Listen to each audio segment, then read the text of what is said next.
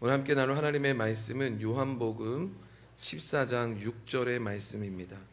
요한복음 14장 6절의 말씀, 우리 한 절의 말씀이니까요. 이 한 절의 말씀 우리 한 목소리로 우리 함께 합독하도록 하겠습니다. 우리 함께 한 목소리로 합독할까요? 시작. 예수께서 이르시되 내가 곧 길이요 진리요 생명이니 나로 말미암지 않고는 아버지께로 올 자가 없느니라. 아멘. 기도하겠습니다. 하나님 감사합니다. 오늘도 우리에게 귀한 생명의 말씀을 주시니 감사합니다.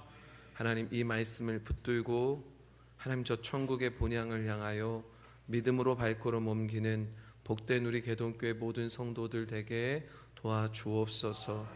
오늘도 함께 하신 하나님께 감사드리며 예수님의 이름으로 기도드렸습니다. 아멘. 할렐루야. 이제 다음 주 돌아오는 주부터 추석 연휴가 시작됩니다. 이번 추석 연휴는 진짜 황금 연휴라고 불려질 정도로 이게 개천절부터 해서 그 다음 주 10일 날, 이 한글날 다음 날까지 만약에 연차를 쓰셔갖고 그날도 쉬시게 되면 총 며칠 동안 쉬시게 되냐면 열흘 동안, 이미 다 계산하셨군요. 열흘 동안이나 쉬실 수 있는 정말로 황금 휴가라고 불려지는 날입니다. 그래서 그런지 많은 분들이 국내 여행이나 해외 여행을 가려고 준비하신다는 소식을 제가 최근에 뉴스를 통해서 봤습니다. 한 리서치에서 조사했더니요, 우리나라 국민 중에 2명 중에 1명꼴로 여행을 계획하고 여행을 준비하고 있다고 합니다. 그러니까 여러분, 이젠 황금 연휴요 그냥 보내고 싶지 않은 겁니다. 어떻게든 여행을 가거나 어떻게든 쉬거나 어떻게든 다른 것을 하고 싶은 거죠. 감사한 건 그래도 2명 중에 1명만 여행 가고요, 아직은 또 다른 1명은 고향을 그리워해서 고향을 간대요. 여행 가는 분들을 뭐라고 하는 건 아닙니다. 아직 고향을 그리워하고 또 고향에 대한 향수가 남아있는 분들이 많아서 반 정도는 고향을 향해서 간다라고 응답을 했다고 합니다. 자, 물을까요? 여러분들은 어떤 계획을 가지고 계십니까? 참고로 이번 추석 연휴에 교회의 모든 예배는 정상적으로 드립니다. 개천절 금요 기도회도, 주일의 모든 예배도, 수요 예배도, 심지어 모든 새벽 예배도 그대로 정상적으로 드린다는 사실을 알려드립니다. 아무쪼록 추석을 지내기 위해서 고향으로 돌아가시는 분들, 내려가시는 분들 계시면 하나님께서 여러분들의 오가는 발걸음들 붙잡아 주시기를 주님의 이름으로 축원합니다. 안전하게 잘 다녀오십시오. 그래서 오늘도 추석 그거를요 미리 좀 했습니다. 다음 주에 나눠드려도 되는데 이미 금요일쯤 내려가시는 분들도 있고 그래갖고 저희가 한 주 좀 먼저 준비를 했습니다. 또한 여러분 여행 가시는 분들도 아마 어쩌면 계실지 몰라요. 여행 가시는 분들 즐거운 시간 보내시기 바랍니다. 즐거운 시간을 보내십시오. 잘 쉬시고 이렇게 회복하시고 그렇게 돌아오셨으면 좋겠습니다. 그런데 여러분, 특별히 고향에 가시거나 여행을 가셔도 여러분 예배는 드리실 것 아니에요? 그렇잖아요? 예배는 드리실 테니 여러분 그 지역의 작은 교회를 이번엔 좀 한번 방문해 보시는 게 어떨까 이런 생각을 듭니다. 그래서 고향 내려가셔서 물론 저희 교회 유튜브를 이렇게 들으시는 것도 너무 좋고 같이 예배 드리는 것도 좋지만 이번엔 정말 지역에 있는 큰 교회 말고요, 정말 작은 교회 가서 좀 방문해서 예배를 드리시고 그 교회 감사헌금도 좀 하고 오셨으면 좋겠습니다. 많이요. 사랑하는 성도 여러분, 우리 민족은 고향을 참 좋아하고 고향에 대한 향수, 고향에 대한 그리움을 많이 갖고 있는 것 같습니다. 고향에 대한 짙은 향수를 가지고 있고 고향에 대한 애정이 커갖고요, 제가 이 명절 때만 되면 늘 원로 목사님 얘기 잠깐 하는데 우리 원로 목사님 안성만 나오면 이건 뭐 너무너무 좋아하십니다. 참고로 원로 사모님의 고향은 김포신데 김포에는 반응 안 하십니다. 안성에만 반응하십니다. 화요일 날도 안성 가신다고 안성 가신다는 얘기를 또 다 하시더라고요. 설이나 추석 같은 명절 되면 정말로 고향에 대한 이 그림과 향수가 너무너무 짙어서 우리나라 민족은요 아직도 여행을 많이 간다고 하지만 그래도 절반 이상은 많은 분들이 정말로 고향을 향해서 떠나십니다. 그래서 명절이 되면 정말로 우리나라는요 이 민족의 대이동이라고 할 정도로 많은 분들이 힘들고 어려운데도 고속도로를 타고 기차를 타고 아니면 비행기를 타고 여러분 고향을 찾아가는 분들이 정말 많습니다. 그래서 제가 여러분 가만히 보면요 아니 너무 힘들지 않나? 어렵지 않나? 왜냐하면 그래도 지금은 좀 괜찮은데요 예전만 하더라도요 고향 내려가려면 못해도 10시간 이상 기다리는 건 당연했습니다. 여러분 고속도로가요 그냥 주차장 같아 갖고요 여러분 서울에서 부산까지 내려가는데 10시간 안에 내려가면 빨리 내려갔다 막 그러셨습니다. 심지어 이제는 다 아시니까요 고속도로 내려가시면서도요 브루스타를 갖고 가세요. 그래서 여러분 고속도로 옆에서 뭐 하세요? 삼겹살을 막 구십니다. 그리고 막 먹으시고 또 뭐 헬기가 또 사진 찍으면 손 흔드시고 이러한 게 우리나라의 대이동이었습니다. 여러분 그렇게 힘든 길 어려운 길 여러분 왜 많은 분들은 그럼에도 불구하고 고향길로 발걸음을 옮길까요? 왜냐하면 고향은요 따뜻한 어머니의 품과 같거든요. 많은 사람들이 고향에 가면요 어머니의 그 가슴처럼 아늑하고 포근한 그런 느낌을 받는다고 말합니다. 물론 이것도 부모님이 살아계실 때까지 그렇대요. 그 다음에 사실 이거 잘 못 느낀대요. 그래서 여러분 그 따뜻한 여러분 그 포근한 그 마음 때문에 여러분 그 피곤하고 힘들고 어려운 것을 다 감수해서라도 고향길로 발걸음을 옮기는 겁니다. 근데 여러분 생각해 보십시오. 우리에게는 이 육신의 고향이 분명히 있지만 우리에게는 육신의 고향만 있는 게 아니잖아요. 우리에게는 영적인 고향도 있지 않습니까? 여러분 아무리 힘들고 피곤하고 고난이 온다 할지라도 여러분 우리요 다른 길로 가서 안 됩니다. 우리가 가야 되는 진정한 고향길인 저 천국을 향해서 믿음으로 나아갈 수 있는 믿음으로 발걸음 옮길 수 있는 저와 여러분들 되시기를 주님의 이름으로 축원합니다. 우리 옆에 분 보면서 이렇게 고백할까요? 진정한 고향길을 함께 갑시다. 또 앞에 얘기 또 잘 못 들으시고 옆에서 이렇게 갑자기 고백하니까 왠지 고향길 또 같이 가자는 줄 알고 따라 나서시면 안 됩니다. 예. 근데 우리가 진정으로 가야 되는 그 고향길 여러분 참 다양한 길이 있으면 뭐 할 말이 없지만 여러분 우리가 진정으로 가야 되는 그 고향길의 그 길은 오직 딱 한 길밖에 없다라고 성경은 말씀하십니다. 여러분 우리가 가야 되는 진정한 고향길은 어떤 길일까요? 오직 예수님이라는 길밖에는 없습니다. 세상의 고향길은요 되게 다양하게 갈 수 있더라고요. 뭐 부산을 가든 광주를 가든 뭐 강릉을 가든 뭐 충청도를 가든 뭐 상관없습니다. 여러분 뭐 중부를 타든 경부를 타든 호남을 타든 서해를 타든 영동을 타든 아니면 나는 지방도로만 타겠다라고 하든 아니면 비행기를 타겠다 기차를 타겠다 배를 타겠다 뭐 하더런 여러분 고향길로 가는 길은 세상에는요 너무 많은 길이 있습니다. 다양하게 갈 수 있습니다. 그러나 여러분 우리의 진정한 본향길인 우리의 진정한 고향은 오직 한 길로만 갈 수 있습니다. 다른 길로 갈 수 없습니다. 바로 예수님의 길로만 가야 하는 것입니다. 오늘 본문을 보면 그래서 예수님이 우리에게 뭐라고 말씀하시냐면 나는 길이요 진리요 생명이다라고 말씀하십니다. 그리고 당신만이 친히 하나님 아버지의 나라로 갈 수 있는 유일한 길 우리의 진정한 아버지가 계시는 고향길로 갈 수 있는 유일한 길이라고 말씀하십니다.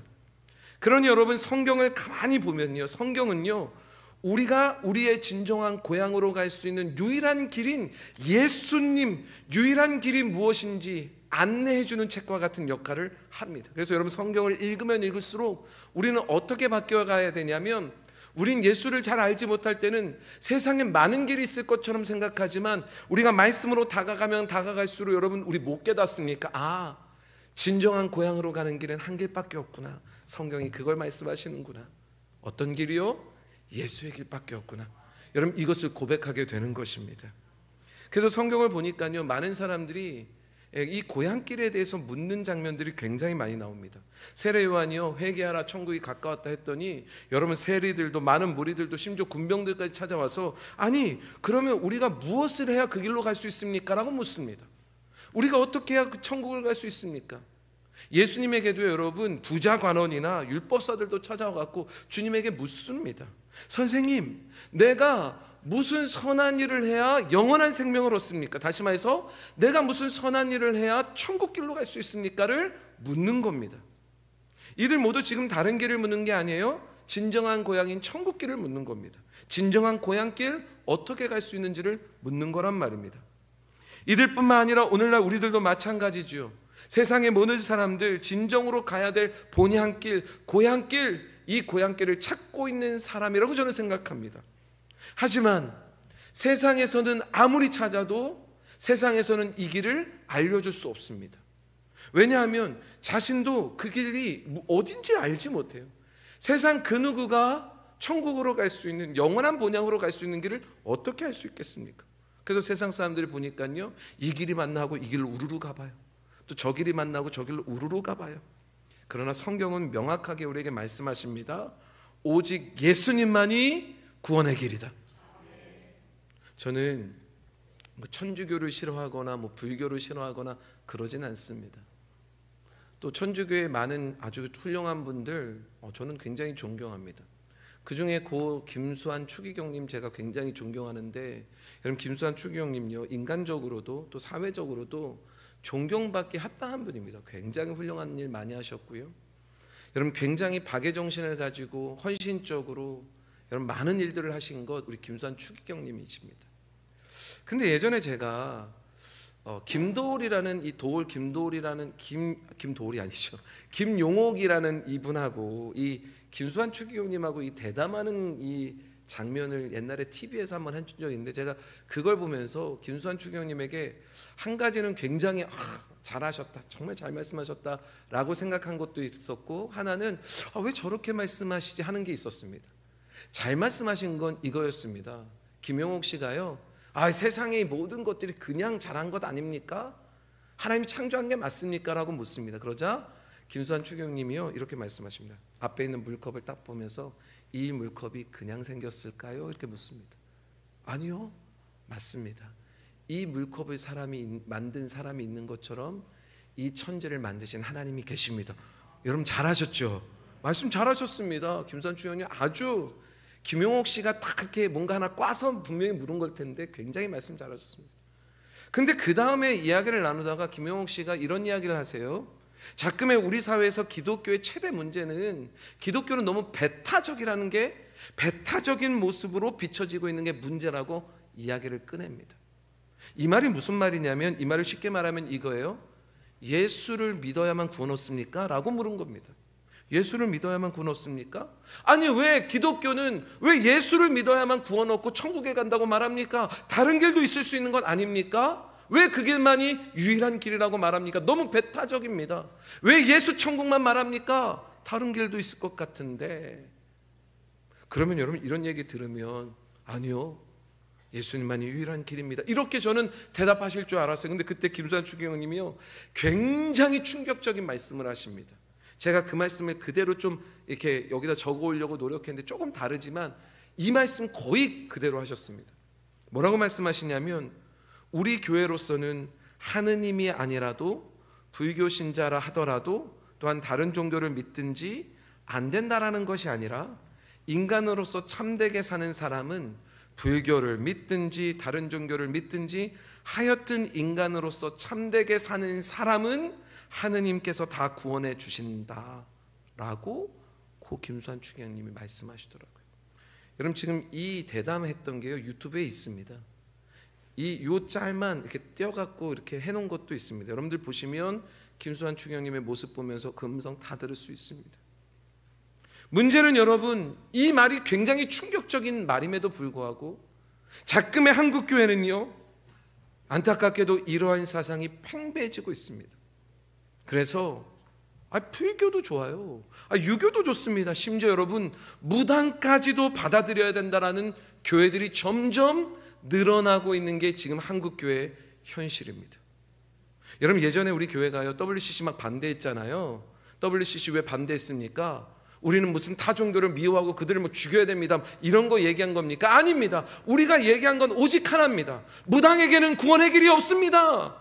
불교에는 구원의 길이 없습니다.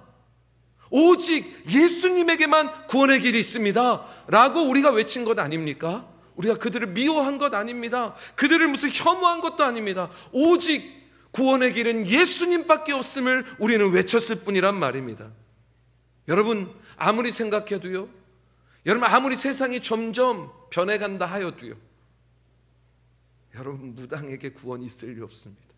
죄송하지만 불교에게도 구원이 있을 리 없습니다. 저는요 김수환 추기경님의 이 이야기를 들으면서 천주교의 구원관에 대해서 의심하기 시작했습니다. 천주교 굉장히 위험합니다. 여러분 모든 것 다 받아들이고 종교 혼합 괜찮다, 그래도 길은 여러 가지지만 구원으로만 가면 된다. 여러분 성경이 그렇게 말씀하지 않거든요.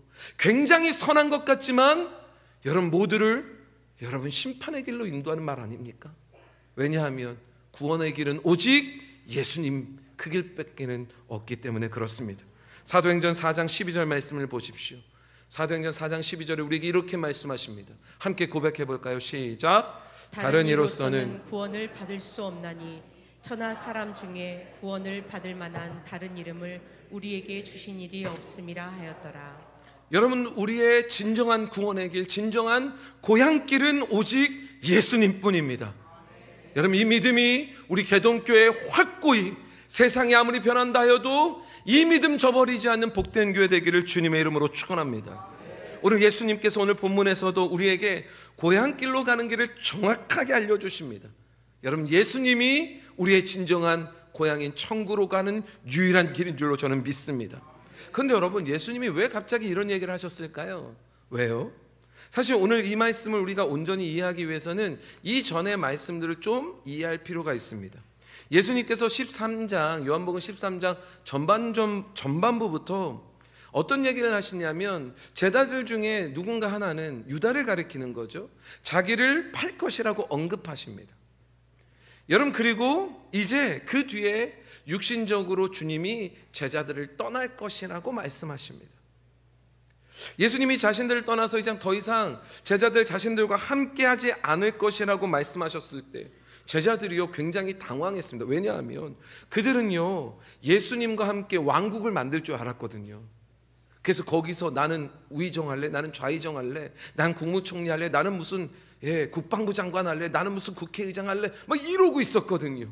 근데 주님이요 이제 너희들과 함께 있지 않을 거야 라고 말씀하시니 여러분 얼마나 당황스럽겠습니까? 심지어 예수님이 이런 말씀을 하시니까요 우리 여러분 알잖아요. 제자들 중에 나서기 좋아하는 제자 한 명 있잖아요. 끼어들기 좋아하는 제자. 예수님이 이렇게 말씀하시니까요 베드로가요 빡 끼어들어가고 이렇게 얘기해요. 제가 가끔 이런 거 느껴요. 여러분 우리가 말을 할 때는요 항상 먼저 깊게 생각하고 말했으면 좋겠습니다. 근데 어떤 분들은 보면 말이요 생각을 이렇게 통과하는 게 아니라 그냥 나오는 분들 있잖아요. 전 베드로가 꼭 그런 분들 같습니다. 그냥 자기가 딱 느끼면 그냥 말해버리는 겁니다. 시원하게 말하는 겁니다. 그리고 자기는 아무것도 모르는 것처럼 그럽니다. 베드로가 그랬거든요.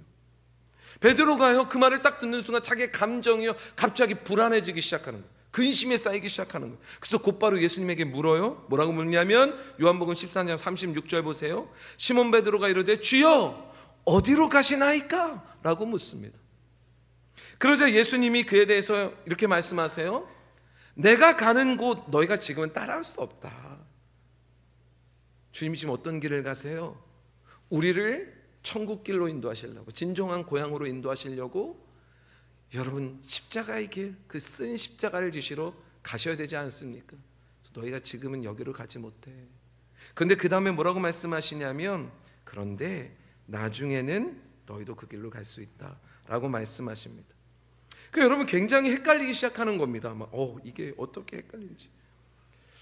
여러분 시몬 베드로가 주여 어디로 가시나이까 이렇게 물었을 때 나 어디로 가 정확하게 말씀해 주시면 좋은데 주님이요 지금은 그 길 너희들 따라올 수 없다고, 근데 나중에는 또 따라올 수 있다라고 말씀하시니 얼마나 헷갈리는지요. 그러자 또 베드로가 37절에서 이렇게 말합니다. 굉장히 의협심 높게 주여 내가 지금은 어찌하여 따라갈 수 없습니까?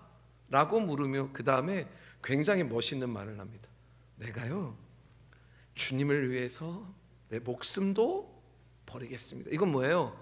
내 목숨을 버려서라도 주님 따라가겠다라는 것 아닙니까?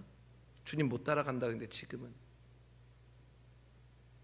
사실 아까도 말씀드렸던 것처럼 제자들은요 지금 굉장히 눈치 게임하고 있었습니다. 왜냐하면 주님이 예루살렘에 입성하시고 많은 사람들이 환대를 받으시고, 야 이제 주님의 나라가 이제 딱 임하면 내가 어디에 설까?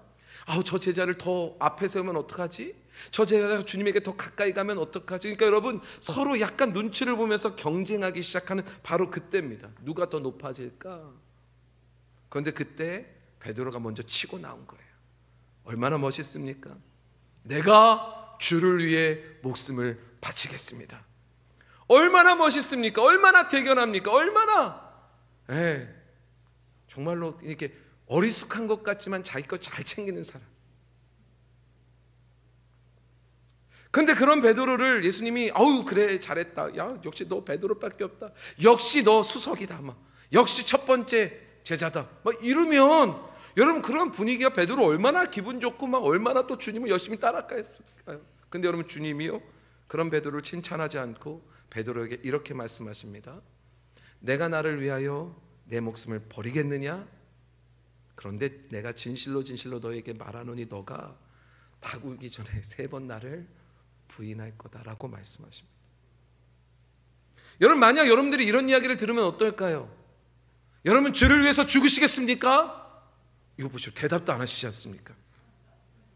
근데 만약 여러분들 중에 내가 주를 위해서 교회를 위해서 내 한 몸 희생해서 섬기겠습니다 막 그렇게 고백했는데 제가 만약 그곳에서 아니요 교회를 떠나실걸요? 교회를 배반하실걸요? 교회를 저버리실걸요? 예수님 버리실걸요? 만약 이렇게 말하면 어떤 분위기가 형성될까요? 분위기가 싸해지는 거죠. 지금 상황이 그런 겁니다. 여러분 신앙은요 우리가 이곳에 모였을 때만 외치는 게 아닙니다. 여러분 신앙은요 이곳에 모였을 때만 눈물을 흘리며 결단하고 다짐하는 게 아닙니다. 신앙은요 현실에서 실제로 부딪히는 겁니다. 부딪히는 거예요. 그렇게 많은 사람들이 오직 예수님만이 유일한 길이라고 우리 외치고 찬양하고 선포하고, 여러분 예수님을 온전히 나의 주라고 고백하고, 여러분 이곳에서 막 결단하고, 심지어 여러분 우리가 세례를 받을 때도, 우리가 여러분 직분을 받을 때, 여러분 직분을 받을 때, 집사가 됐을 때, 우리가 막 권사가 되고 안수집사가 되고 장로가 되고 목회자가 됐을 때 생각해 보십시오. 오직 주님만이 유일한 길이라고, 주님을 위해서 내 목숨을 걸고 주님을 섬기겠다고 막 그렇게 다짐하고 심지어 막 맹세까지 해놓고 나서도 여러분 우리가 현실 앞에 딱 부딪히면 어떤 일들이 벌어집니까? 당장 주일 예배만 드리는 것도 버거워합니다. 어우 힘들어. 어우 왜 이렇게 예배는 길고 예배는 많고. 11조요? 어림없습니다. 어림없습니다. 나 여행 갔고 바쁘고, 나 커피 마시고 막 밥 사 먹고, 나 집 사야 되고 할 것 얼마나 많은데 무슨 11조까지 요구하십니까? 그런 여러분 십자가의 길을 주님과 함께 걸어야 한다라고 하면 어떤 일들이 벌어질까요? 이곳에서는 잠시 감정이 막 들끓어서 베드로처럼 내가 주를 위해서 죽겠습니다라고 말하지만 결국 현실 앞에서는 그 길을 가지 않는 겁니다. 그 길 가지 않고 멈춰 있는 겁니다. 여러분 주님을 따라가는 그 길은 여러분 우리가 단순하게 이곳에서 의지를 갖는다라고 갈 수 있는 길이 아니란 말입니다. 여러분 베드로가 주님을 위해서 목숨을 버리겠습니다라고 말했지만 결국 주님이 그에게 하신 말씀은 뭡니까? 아니 너는 나를 3번 부인할 거다. 그것도 얼마 만에? 다 굴기 전에. 여러분 이것처럼 우리도 마찬가지일 겁니다. 우리가 이곳에서 얼마나 많은 결단을 하고 얼마나 많은 주님을 위해서 살겠습니다라고 고백했습니까? 그런데 여러분 우리요 얼마나 많은 순간 주님 부인하고, 여러분 얼마나 많은 순간 주님으로부터 돌아섰는지 몰라요. 도망쳤는지 몰라요. 그런데 여러분 놀라워요. 여러분 이런 우리요, 이런 베드로요, 이런 제자들이요, 그 부족함과 결핍 여러분 다 알고 계시지만 그럼에도 불구하고 주님이 그들을 주님의 길로 인도하십니다. 여러분 우리는요 주님 앞에 부족하고 결핍이 얼마나 많이 드러나는지, 여러분 우리 마음에요 변덕이 얼마나 쉽게 일어나는지. 그런데 이러한 모든 것을 다 하심에도 불구하고 주님이 우리를 붙드시고 주님이 우리의 구원의 길이 되어 주신 것입니다. 그래서 주님으로만 인해서 우리가요 진정한 고향길로 갈 수 있는 겁니다. 그러니 여러분, 이것만 깨달아도, 이것만 알고 있어도 여러분, 우리요 은혜 안에 사는 겁니다. 여러분, 교회 안에서 이것만 깨달아도요, 내가 은혜 안에 있음을 깨닫고 은혜 안에 겸손히 주님만 바라보며 살게 되는 거란 말입니다. 여러분, 실제로 그렇지 않습니까? 지금까지 살아오는 동안 여러분들 한번 생각해 보세요. 여러분들 스스로 믿음을 잘 지키셨습니까? 스스로요? 의지해서? 아닐 겁니다. 여러분들이 결심하시니 그 결심이 막 잘 지켜지시던가요? 아니요.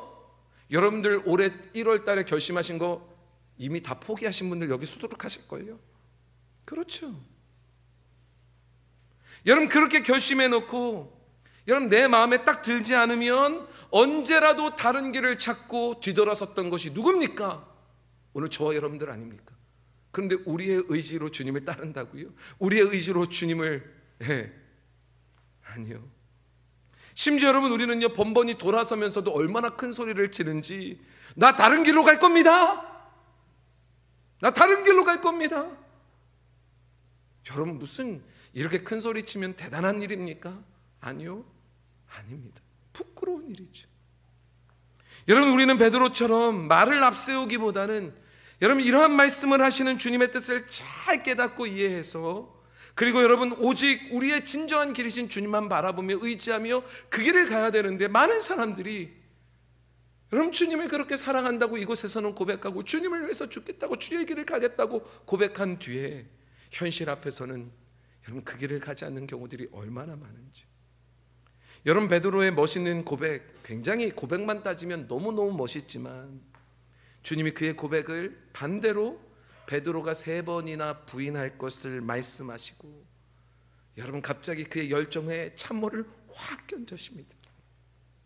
아마 여러분들이 목사님을 위해서 죽겠습니다, 헌신하겠습니다. 근데 제가 만약에 안 받아주고요, 집사님, 권사님, 장로님, 나 배신하고 오히려 나 힘들게 할 것 같아요. 그러면 여러분 어떻습니까? 찬물이 그냥 확 끼얹어지는 그런 분위기 아닙니까? 지금 여러분 제자들의 지금 상태가 이런 거예요. 여러분, 주님이 어디로 가시는지도 모르겠어요? 근데 여러분 심지어 그 어떤 길을 할지라도 내가 죽으면 죽었지 주님 따라가겠습니다, 베드로가 말했는데 주님이 못 간다라고, 지금 못 간다고. 그리고 베드로에게는 넌 날 3번이나 부인할 거야 라고 말하니, 여러분 그 말을 듣는 제자들 어땠겠습니까? 심리적으로 위축이 확 되는 겁니다. 근데 여러분 놀라워요. 주님이 제자들의 이러한 마음을 아세요? 그래서 제자들을 위로하기 시작하십니다. 그래서 14장 1절을 보면 이렇게 위로하세요. 여러분 14장 1절 말씀 함께 읽어볼까요? 시작. 너희는 마음에 근심하지 말라. 하나님을 믿으니 또 나를 믿으라. 여러분, 근심하지 말라는 겁니다. 하나님을 믿으니 나를 믿으라는 거예요. 너희 자신을 한번 믿어봐. 너희들 의지 가졌잖아, 한번 해봐가 아니라 하나님을 믿으니 나를 믿으라고 말씀하시며 근심하지 말래요. 또한 예수님이 제자들과 우리의 마음에 믿음으로 근심하지 말아야 되는 이유를 또 계속 설명해 주세요. 2절로 3절 말씀 함께 볼까요? 2절로 3절 함께 읽겠습니다. 시작. 내 아버지 집에 거할 곳이 많도다. 그렇지 않으면 너희에게 일렀으리라. 내가 너희를 위하여 거처를 예비하러 가노니 가서 너희를 위하여 거처를 예비하면 내가 다시 와서 너희를 내게로 영접하여 나 있는 곳에 너희도 있게 하리라. 예수님께서 지금 가셔야 되는 이유는 우리에게 영원한 생명을 주시기 위함도 있지만 우리의 영원한 고향집, 본향을 마련해 주시기 위해서라고 말씀하십니다. 그러니 근심하지 말라고 말씀하세요. 여러분, 창세기에 보면 에덴 동산이 나오는데, 여러분 에덴 동산을 하나님이 아담과 하와에게 주십니다. 맞죠? 여러분, 이 에덴 동산을 이 두 사람이 나무에다 뭐 이렇게 주고 이렇게 기르고 짐승들도 이렇게 모아갖고 뭐 교배시키고 막 그래갖고 에덴 동산을 만들었습니까? 아니죠. 하나님이 주신 거죠. 하나님이 준비해서 아담과 하와에게 주신 것. 요한계시록을 보면요, 새하늘과 새 땅에 대한 말씀들이 쭉 나옵니다. 전 이 새하늘과 새 땅의 말씀이 굉장히 좋은 말씀인데 이걸 이단이 꼭 써요. 여러분, 좋은 건 꼭 이단들이 다 쓰더라고요. 새하늘과 새 땅이 뭡니까? 신천지란 말이에요. 신천지. 여러분, 그러면 새하늘과 새 땅은 누가 주시는 겁니까? 우리가 한번 준비해 보는 겁니까? 아니죠, 여러분. 여러분, 새하늘과 새 땅도 오직 하나님께서 준비해 주시는 겁니다. 물론 여러분, 이 신천지에서는 새하늘과 새 땅이 저 과천이라고 해갖고 과천의 땅을 준비해야 된다고 말은 하더라고요. 근데 여러분 생각해 보십시오. 여러분, 진정한 우리의 영원한 본향집은 우리가 준비하는 거 아닙니다. 하나님이 처음도 마지막도 준비해 주시는 겁니다. 그것만이 아니죠. 이스라엘 백성들이 애굽에서 400년 동안 노예 생활합니다. 그리고 나서 하나님이 이스라엘 백성들을 가나안 땅으로 인도하시는데 그 가나안 땅조차도 그 땅을 누가 준비해 주십니까? 이스라엘 백성들이 400년 동안 애굽에 살면서 노역하면서 받은 봉급 모아갖고 적금 모아갖고 퇴직금 모아갖고 그래가지고 가나안 땅 산 겁니까? 아니잖아요. 그 땅 주님이 하나님이 준비해 주시고 그 땅으로 가라 말씀하신 것 아닙니까? 우리의 삶도 동일한 겁니다. 하나님께서 우리에게 주시지 않은 것이 없는 것처럼 하나님께서 지금 우리를 위하여 준비하고 계시단 말입니다. 뭐를요? 영원히 살 우리의 진정한 고향, 진정한 본향, 천국을 준비하신단 말입니다. 우리가 애쓰며 살아갑니다, 세상. 그러나 여러분, 결국 내가 누리는 모든 것들도 주님이 주신 것이요, 앞으로 누려야 될 모든 것들도 누가 주시는 거예요? 하나님이 주신 거란 말입니다. 그래서 이 믿음이 있어서 신앙생활하고, 이 믿음으로 11조도 내고 헌금도 하고, 이 믿음으로 여러분 세상에 그 어떤 일이 있어도 여러분 근심하지 않고 살아가는 거예요. 왜요? 우리의 모든 걸 누가 준비하세요? 하나님이 준비하시니까요. 그래서 여러분 근심하는 분들 보면요, 제가 이제 헌금을 예를 들면 11조를 내는 분들이 근심이 할까요? 11조를 안 내는 분들이 근심할까요? 11조를 내는 분들은 별로 근심 없습니다. 왜냐하면 이거 내면서 하나님 앞에 맡겨 하나님이 내 모든 걸 책임지신다. 지금도 미래에도 앞으로도 영원한 본향까지 책임지신다. 이 믿음이 있으니까 근심하지 않습니다, 별로. 근데 여러분 11조를 드리지 않는 분들 보면 근심합니다. 여러분 그거 갖고 있으면서도 근심합니다. 쩔쩔맵니다.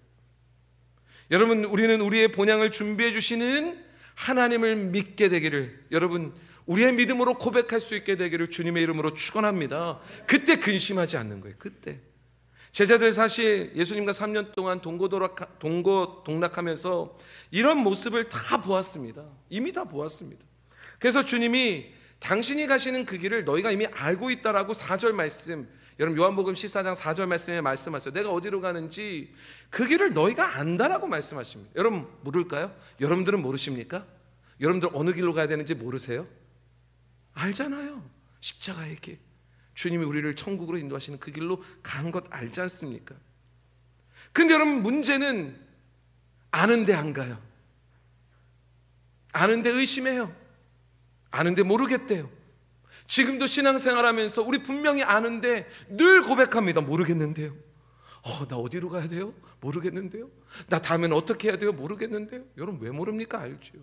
안 할 뿐이지.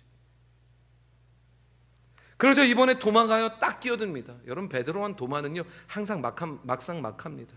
베드로는 먼저 튀어나가고 여러분 도마는 늘 자기 생각으로 의심하고 자기 생각으로 행하고. 그럼 여러분 도마가 딱 끼어들어서 이런 말을 해요. 5절 말씀 볼까요? 5절 말씀 함께 읽습니다. 시작.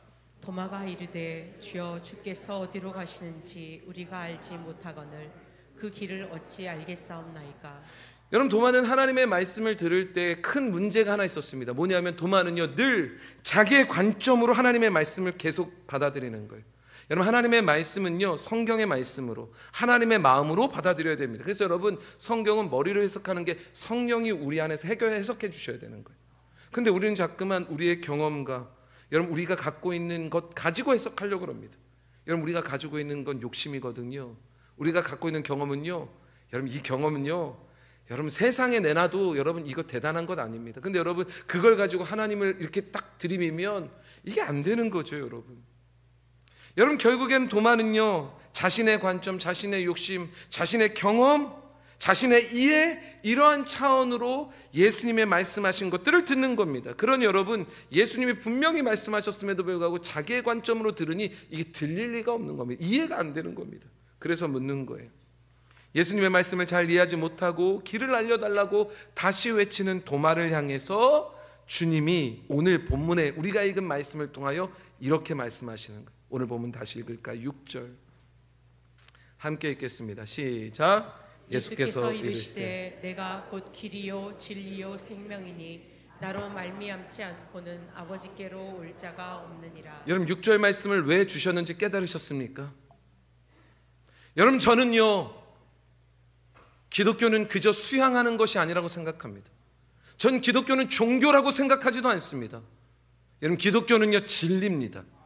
종교가 아니에요. 그냥 불교, 천주교, 여러분 그냥 샤머니즘, 여러분 그런 종교가 아니에요. 우리는 진리를 외치는 겁니다. 그리고 진리를 가르치는 기독교의 유일한 길은 예수 그리스도밖에 없다라고 우리는 분명히 외치는 자들입니다. 다시 말해서 오직 생명의 길로, 우리의 진정한 본향길, 우리의 진정한 고향길로 가는 길은 오직 진리이신 예수 그리스도밖에 없다. 여러분, 이거 외에 우리가 설명할 게 뭐가 있고 우리가 뭘 외칠 게 뭐가 있겠습니까? 현재 우리 안에 불안한 것들도 있고 근심거리들도 분명히 있을 겁니다. 그런데 여러분 생각해 보십시오. 이 길을 온전히 알지 못하니 불안한 것 아닙니까? 근심하는 것 아닙니까? 여러분, 우리에게 만약에 이 믿음이 있으면 현재의 우리의 불안과 근심요 완전히 제거될 겁니다. 그러니 주님이 인도하시는 그 길로 갑시다. 그 길로 가면 생명을 얻고 우리의 진정한 아버지 되시는 진정한 본향길, 고향길로 갈 수 있는 여러분 유일한 길이니 그 길로만 갑시다. 예수 그리스도의 길로만 갑시다. 예수밖에 없는 겁니다. 우리 그 길, 여러분 예수 그리스도의 그 길, The way, 그 길밖에 없습니다. One way, 오직 그 길밖에 없습니다. 여러분 그 길로만 가는 저와 여러분들 되시기를 주님의 이름으로 축원합니다. 예수님을 그렇게 신뢰하며 가는 거예요. 이게 신앙생활이에요. 기독교인들의 삶은 이거예요. 사랑하는 성도 여러분, 우리의 길 대신 예수 그리스도를 믿어야 할 뿐 아니라 우리의 삶의 과정 가운데 여러분 우리의 길 대신 주님을 신뢰합시다. 진정한 고향길로 인도하시는 예수님의 길로 우리 함께 믿음으로 나아가는 저와 여러분들 되시기를 주님의 이름으로 축원합니다. 우리 고향길 잘 가야죠. 근데 여러분 진정한 고향길 진짜 잘 갑시다. 여러분 진정한 고향길로 나아가는 저와 여러분들 되시기를 주님의 이름으로 축원합니다. 찬양단 나와주실까요? 여러분 지금 어느 길 걷고 계신 것 같으세요? 명절이 다가와요. 주님 오실 날이 다가온단 말이에요. 여러분 고향길 잘 찾으셨습니까? 그 길로 지금 성실하게 걸어가고 계십니까? 혹시 고향 가는 길 잊으신 거 아니에요? 어디로 가야 되지? 그래서 지금 내 인생이 어떻게 살아야 되는지 당장 내 앞에 펼쳐지는 이 현실만 바라보며 여러분 막막해하고 답답해하고 근심하고 있는 건 아닙니까? 미래가 안 보이잖아요. 미래가 어떻게 될지, 미래가 막막하고 길을 잃은 것처럼 도대체 어떻게 해야 될지 몰라갖고 이리저리 방황하고 있는 건 아닙니까? 여러분들의 마음에 아직도 이 방황하는 마음이 있다면, 아직도 길을 잘 모르겠다면, 아직도 길을 자꾸만 찾고 있다면 여러분 늦기 전에 우리의 진정한 고향길로 인도하시는 예수 그리스도의 길로 들어서게 되기를 주님의 이름으로 축원합니다. 주님 말씀하세요. 내가 너희의 길이래요. 내가 너희를 위한 길이다. 내가 어디를 가든지 길을 찾지 못하고 안정하지 못하고 불안해하고 근심하고 있지만 두려워 말아라. 내가 길이다. 내가 생명으로 인도하는 길이다. 내가 진정한 아버지께로 이르게 하는 길이다. 그러니 나만 바라보며 따라와라.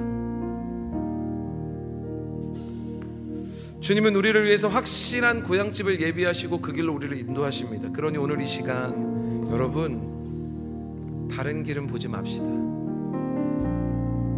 세상이 다른 길을 막 보여줄 겁니다. 그리고 거기에도 구원이 있는 것처럼, 그렇게 사는 게 근심을 더는 것처럼, 그렇게 사는 게 진리로 가는 것처럼 말할 겁니다. 그러나 여러분 그 길은 우리를 사망으로 인도하는 길입니다. 우리는 주님을 신뢰하며 진리이신 주님의 길로 나아가는 겁니다.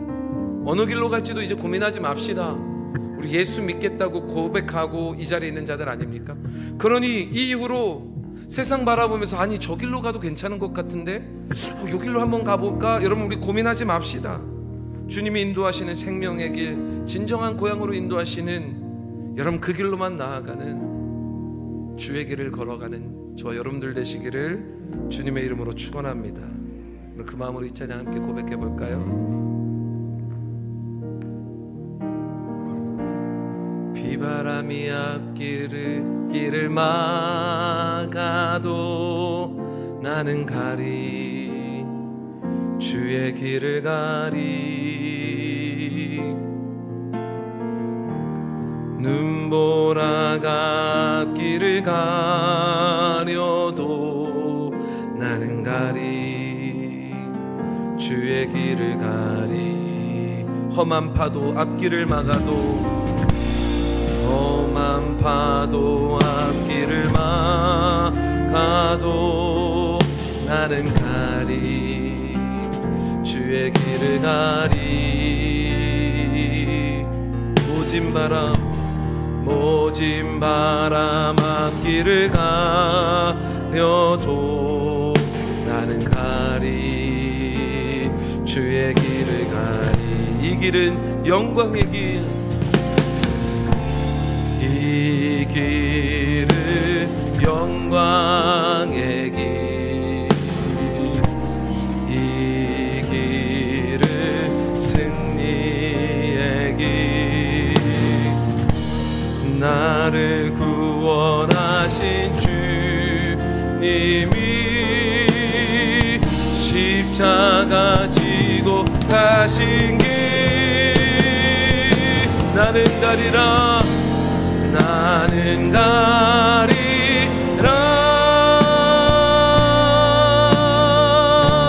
주의 길을 가리라 주님 말자취 따라 나는 가리라 나는 가리라 나는 가리라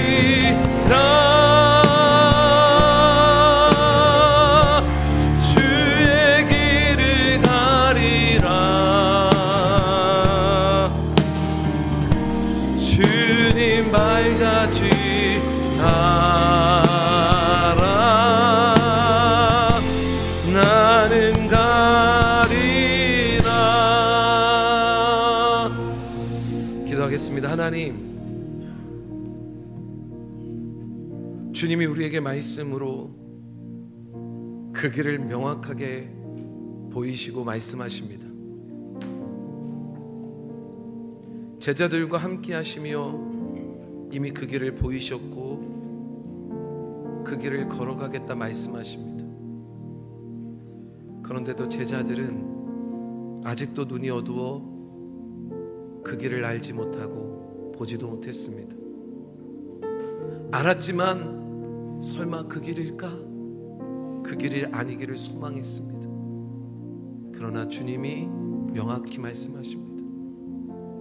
그리고 그 길만이 유일한 진정한 고향 천국으로 구원의 길로 가는 길임을 선포하십니다. 오늘 우리에게도 베드로와 같은 마음, 제자들과 같은 마음, 도마와 같은 마음이 있을 줄 압니다. 하나님 이 마음 용서하시고 유일한 길이신 주님만 바라보며 유일한 길인 주님이 걸어가신 그 길 우리도 걷게 하여 주옵소서. 감사드리며 예수님의 이름으로 기도드렸습니다.